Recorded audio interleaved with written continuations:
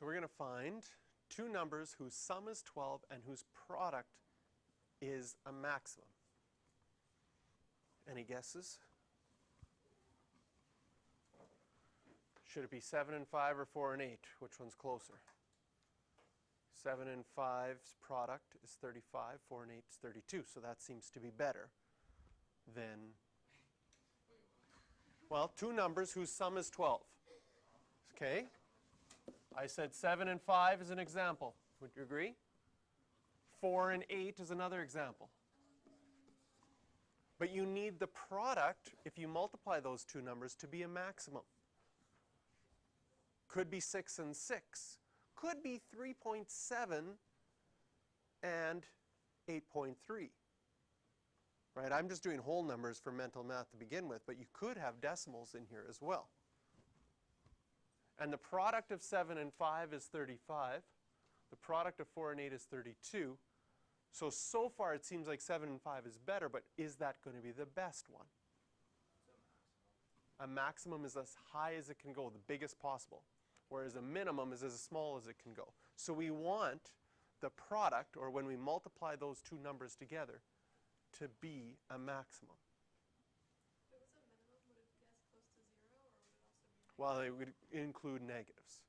And if we think back to our pictures at the beginning, depending on which parabola is made, that first parabola has a maximum, but because the arrows keep going down forever, it would have no minimum.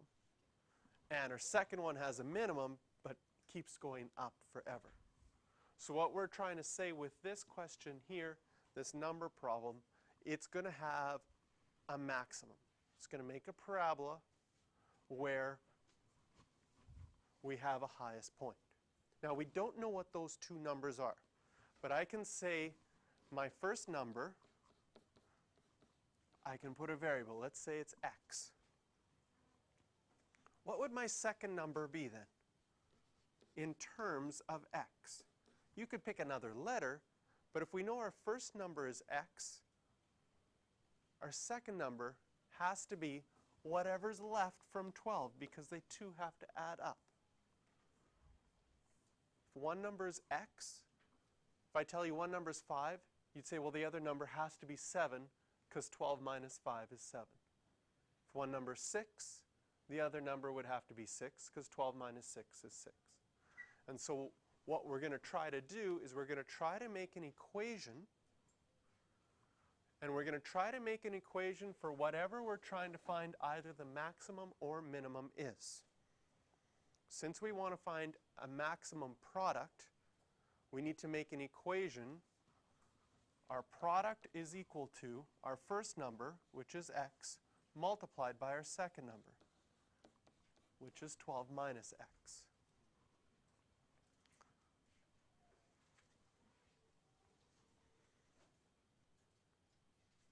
Can you see that the equation that we made is a parabola? And that all equals 12, right? Once you plug in the numbers. Like if I plug in 5 for x, the other number would be 7. If you plug in 4 for x, the other number would be 8. Because the two have to add up to 12. That was given to us. Two numbers whose sum is 12. And we want to find what numbers those would be so that their product is a maximum. So now we've created an equation for our product. This is our first number multiplied by our second number. If you expand that, you're going to get 12x minus x squared. If you rearrange that to general form, you get negative x squared plus 12x. So we just created an equation, and now that we've created that equation, we can complete the square. So I think this was in your notes already, right? The actual, I'd given you the x and the 12 minus x for first number and second number. Now we've got our equation. You have to complete the square for this. This is a parabola that goes down. Does that make sense? We need to find this point. Then we'll know what our x value is and what our maximum product will be. So we change it to standard form. Factor out your a value, x squared minus 12x, leave a space. And you see how there was no number here? No plus 3, no minus 5. There would be no number outside. You just have to add a space outside to complete the square. What number goes in the green space, the first one? 36. Plus 36. What have we actually done? We've actually subtracted 36. So in order to compensate, to add 36 again. Wait, wouldn't that be a negative on the right side now? No, because with this negative 1 out front, Yeah, that first space is we've subtracted 36. So if we're going to do the same space on the same side, in order for it to equal 0, we'd have to add 36. And now,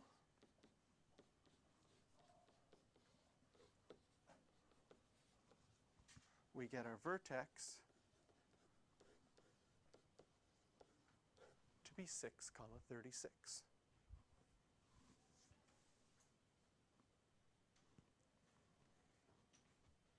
Okay, what did things stand for in our equation? In our equation, this was x. What did we make x originally? Our original thing for x was, that was our first number. So we know one of the numbers has to be 6. This is our y coordinate, but in our equation it was p for product. This is our maximum product. When you multiply two numbers together whose sum is 12, you will never get two numbers who multiply higher than 36. So our maximum product is 36. So we can write a statement.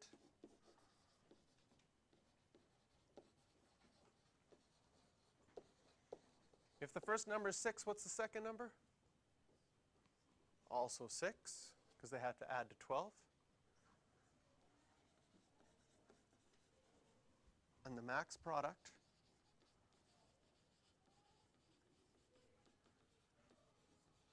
is 36.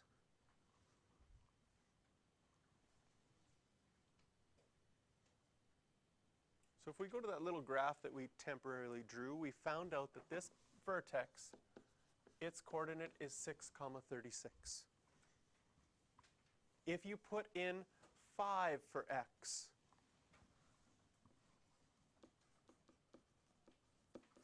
you would get 5, 35. Because if the first number is 5, the second number would be 7, and 5 times 7 is 35. If you picked x is 4, you'd get 4, 32. Because if x is 4, our second number would be 8, so that adds to 12, and 4 times 8 is 32.